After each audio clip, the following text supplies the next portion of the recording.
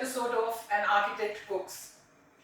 तो आज जो मैं आपको बताने चाह रही हूँ ना, वो एक्चुअली कुकिंग नहीं है, but it is a very essential tool to assist in cooking. जैसे कि आपको सबको पता है कि इंडियन कुकिंग में रोटी पराठे का एक बहुत ही मेजर रोल होता है. हम लोग का ब्रेकफास्ट हो, लंच हो, डिनर हो, at times we can not do without roti paratha. और उसके लिए क्या चाहिए? गूंदा हुआ आटा. तो आटा गूंदना भी एक आर्ट होती है और कई बार उसमें बहुत टाइम लगता है. अगर आपके पास टाइम कम हो तो बहुत हड़बड़ हो जाती है कि अच्छा आटा जल्दी से कैसे गूंदें. तो ऐसा ही एक कश्मकश मेरे को भी थी कि आटा कैसे जल्दी से गूंदा जाए. तो ये मैंने अपनी एक रेसिपी आप कह लीजिए इवॉल्व की है, जिससे आटा गूंदने में बिल्कुल भी मुश्किल नहीं होती है. माई किड्स स्टे अब्रॉड, सो वहाँ पे तो कोई हेल्प नहीं होती, आटा वगैरह सब अपने आप गूंदना होता है. और जब वहाँ जाती हूँ तो बच्चों को पराठा रोटी तो रोज खिलानी होती है. तो इस तरीके से मुझे आटा गूंदने में कभी मुश्किल नहीं होती. तो आइए शुरू करते हैं ये सिंपल सा एपिसोड, जिसमें हम देखेंगे कि आटा झटपट कैसे गूंदा जाए. तो यहाँ पे बस इसकी जो इंग्रेडिएंट्स है वो है आटा और पानी. तो ये आप देखें, अगर इसको हमने मेजरिंग कप लिया है तो ये मैंने एक हीट मेजरिंग कप से आटा लिया है. This is whole wheat flour. और इसको मैंने डाल दिया अपने मिक्सिंग बोल में. और जिस मेजरिंग कप से मैंने आटा लिया है उसी में मैं अब पानी मेजर करूंगी. तो अगर एक हीट कप आटा लिया है तो ये आप देखें आधा कप हमने उसमें पानी डालना है. तो ये बस मैं पानी जो है ये मैं आटे में एक छोटा सा गड्ढा बना के उसमें ये पानी डाल दूंगी. I put this aside. And एक ये स्पून, नॉर्मल जो भी कोई भी स्पून लाडल कुछ भी आप यूज कर सकते हैं, उसको लेके ये मैं आटा जो है ये अच्छे से आप देखें कि बस मैंने इसको मिक्स कर दिया. इसको इस तरह से आप मिक्स कर लें.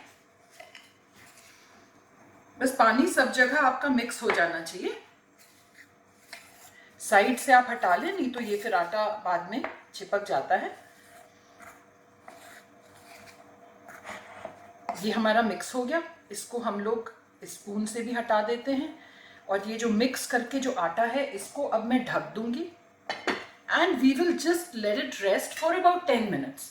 तो जब हम किचन में आते हैं ऐसा नहीं होता कि हम लोग खाली आटा गूंदने आते हैं. हम आते हैं तो हमें अपनी सब्जी की तैयारी करनी पड़ती है, या फिर दूध उबालना है, सुबह का टाइम है तो, या कॉफी बनानी है, चाय बनानी है, बहुत अनेकों काम होते हैं. तो सबसे पहले आप ये आटा लेके उसमें इस तरह से पानी इसी प्रिकॉशन में मिला के, जैसे मैंने दिखाया, आप उसको ढक के रख दो.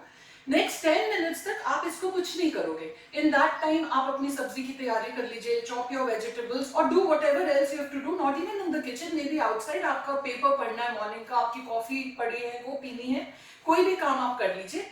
And after 10 minutes now, I will show you what to do next.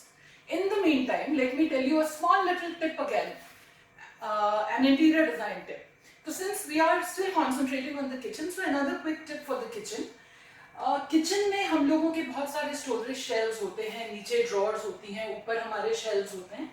तो उसमें कई तरह के हैंडल्स आते हैं. कुछ प्रोट्रूडिंग हैंडल्स होते हैं, कुछ छोटे होते हैं.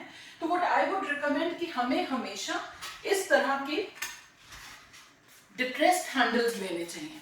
इसका फायदा क्या है कि जब आप किचन में काम कर रहे हैं, आप जल्दी जल्दी इधर से उधर या जा रहे हो, तो इसमें कभी भी ना आपके कोई कपड़े फंस के आते हैं, ना आपको कहीं से चोट लगती है. एंड ये since they run all through the width of the drawer or the almirah, whatever, so कहीं से भी आप इसको खींचें एंड फटाफट ये खुल जाता है एंड बंद हो जाता है. So that's a quick tip for today. Whenever you use the handles, use the depressed C kind of handles. Those are more convenient than the regular protruding ones. So I'll see you again in 10 minutes and I'll show you कि आटे का क्या हुआ. So अब हमारे 10 minute हो गए पूरे. तो अब हम ये प्लेट हटाते हैं और बिफोर वी टच द आटा, यहाँ पे मैंने पानी रखा हुआ है, तो अपने हाथों को बस हल्का सा पानी से गीला कर लीजिए. ये टिप इसलिए है कि अगर आप हाथ गीला करके फिर आटे में लगाएंगे तो आटा आपके हाथ में बहुत कम चिपकेगा. अगर आप बिल्कुल सूखा हाथ उसमें डाल देंगे तो आटा बहुत ज्यादा चिपक जाता है.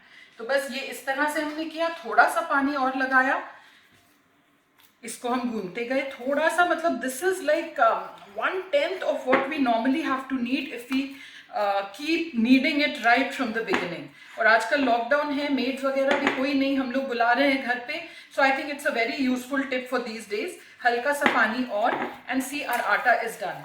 अगर आपको ये आटा इमीडिएटली यूज करना है to cook something, then I would recommend कि आप 1-2 मिनट और कर लें, देन आपकी रोटी या पराठा साइड से फटेगा नहीं। लेकिन अगर आपको ये फ्रिज में रख के और 1 या 2 घंटे बाद यूज करना है तो we are done. So isn't this quick friends? तो ये बस आटा हमने निकाला and we just put it in the bowl in which we need to store it. And एक और टिप स्टोर करने के पहले, before I put the lid on and put it in my fridge, मैं बस फिर से हाथ गीला करके और आटे के ऊपर ये एक गीला हाथ लगा दूंगी। बस ये गीला हाथ लगाया and then I put my lid on and this atta is now ready to go into the fridge. So wasn't that simple friends? आटा गूंदना समहाउ मुझे हमेशा एक टास्क लगता था। I know it's not true for everybody, but मैं अपना personal experience बता रही हूँ। मुझे हमेशा आटा गूंदना एक टास्क लगता था, पर जब से मैंने इस तरीके से आटा गूंदना शुरू किया, बिलीव मी, मुझे लगता है कि आटा गूंदना तो बच्चों का खेल है। एंजॉय।